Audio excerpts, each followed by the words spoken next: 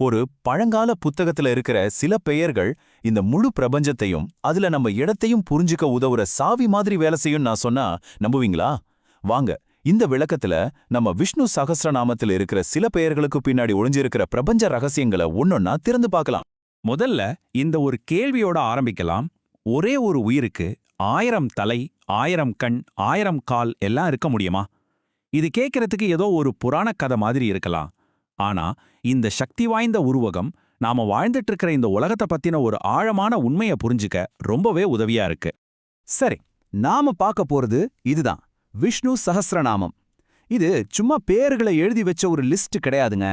இதுல இருக்கிற ஒவ்வொரு பேரும் ஒரு கருத்து, ஒரு தத்துவம், சொல்லப்போனா இந்த பிரபஞ்சம் எப்படி இயங்குதுங்கிறதுக்கான ஒரு குறியீடு. நம்மோட முதல் பகுதிக்குள்ள போலாம். இந்த முழு பிரபஞ்சமும் இதுல இருக்கிற எல்லா உயிரினங்களும் ஒன்னோட ஒன்னு இணைக்கப்பட்ட ஒரே ஒரு உயிருங்கிற கருத்தை பத்தி தான் இப்ப பார்க்க போறோம். இந்த பிரம்மாண்டமான உருவகத்தை கொஞ்சம் கொஞ்சமா பார்க்கலாம். முதல்ல வர்றது சஹஸ்ரமூர்த்தா, அதாவது 1000 தலைகளை கொண்டவர் அப்படிங்கிற கருத்து. 1000 தலைகளுக்கு அப்புறம் இப்போ 1000 கண்கள். இது படைப்புல இருக்கிற கணக்கிலடங்காத பார்வைகளையும் ஒவ்வொரு உயிருக்கும் இருக்கிற தனிப்பட்ட பார்வையையும் குறிக்குது. கடைசியா 1000 பாதங்கள். இப்ப பாருங்க, இந்த மூணும் தலைகள், கண்கள், பாதங்கள் சேர்ந்து அந்த ஒரே பிரபஞ்ச உயிருக்கு எல்லையே இல்ல, அது எல்லாத்தையும் உள்ளடக்கியதுங்கிறத நமக்கு உணர்த்துது. ஆனா இங்க ஒரு முக்கியமான விஷயத்தை நம்ம புரிஞ்சுக்கணும். இந்த 1000 தலைகளுங்கிறது நேரடி அர்த்தம் கிடையாது. இது ஒரு ஆழமான உருவகம். அதாவது ஒவ்வொரு தனிப்பட்ட உயிரோட உணர்வும் சிந்தனையும் அந்த ஒரே பிரபஞ்ச ஆன்மாவோட ஒரு பகுதிதான்னு இது விளக்குது. இன்னும் எளிமையா சொல்லணும்னா, நாம எல்லாருமே அந்த ஒரு பெரிய உயிரோட எண்ணங்கள் தான். சரி, பிரபஞ்சத்தோட உருவத்தை பத்தி பார்த்தாச்சு. இப்போ அதுக்குள்ள இருக்கிற கண்ணுக்கு தெரியாத அடிப்படை சக்திகளுக்கு போகும். இது பழங்கால நூல்ல இருக்கிற நவீன இயற்பியல் கருத்துகள் மாதிரி இருக்கும் பாருங்களேன். ஆவர்த்தன அப்படிங்கிற ஒரு பெயர் பிரபஞ்சத்தையே ஒரு பெரிய சுழல் மாதிரி விவரிக்குது. இந்த ஸ்லைட்ல பாத்தீங்கன்னா நல்லா புரியும். நம்ம சூரிய மண்டலத்தை சமநிலையில வச்சிருக்கிற 2 விசைகள், ஒன்னு மையத்தை நோக்கி இழுக்குது, இன்னொன்னு வெளியே தள்ளுது. இந்த அற்புதமான சமநிலையால தான் கிரகங்கள் எல்லாம் அதோட பாதையில தடமாறாம சுத்தி வருது. அது மட்டும் இல்லங்க, இந்த நூல் இன்னும் ஆழமா போகுது. இயற்கையோட அடிப்படை விஷயங்களையும் இயற்பியல் சக்திகளையும் கூட அந்த பிரபஞ்ச ஆன்மாவோட வெளிப்பாடா காட்டுது.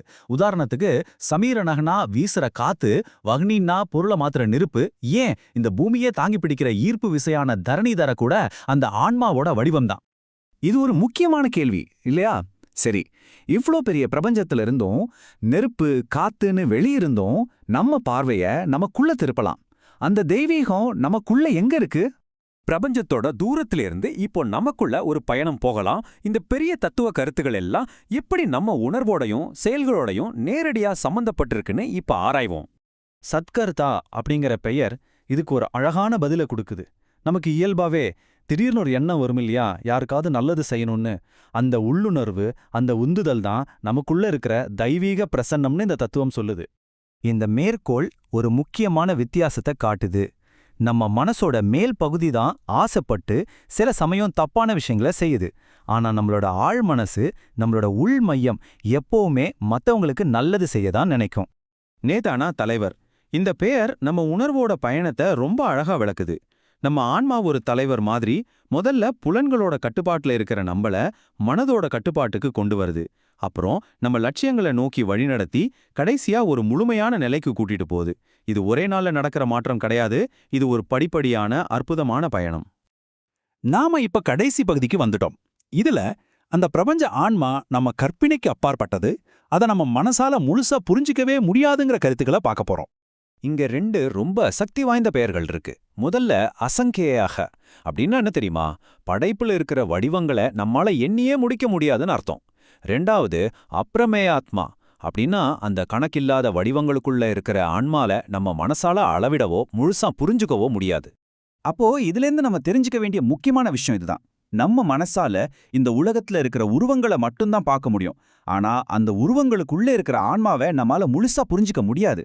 சில விஷயங்கள் நம்ம அறிவுக்கு அப்பாற்பட்டதுன்னு ஒத்துக்கிறது கூட ஒரு பெரிய ஞானம்தான். இந்த விளக்கத்தை இந்த ஒரு கேள்வியோட முடிக்கலாம். இந்த பெரிய பிரம்மாண்ட கருத்துக்களை எல்லாம் பார்த்ததுக்கு அப்புறம் ஒரு நிமிஷம் உங்களை பத்தி யோசிங்க. இந்த பிரபஞ்சமே 1000 பெயர்கள் கொண்ட ஒரு பாட்டுன்னு வச்சுக்கிட்டா அந்த பாட்டுல நீங்க எந்த வரியா இருப்பீங்க? உங்க பதில் என்ன?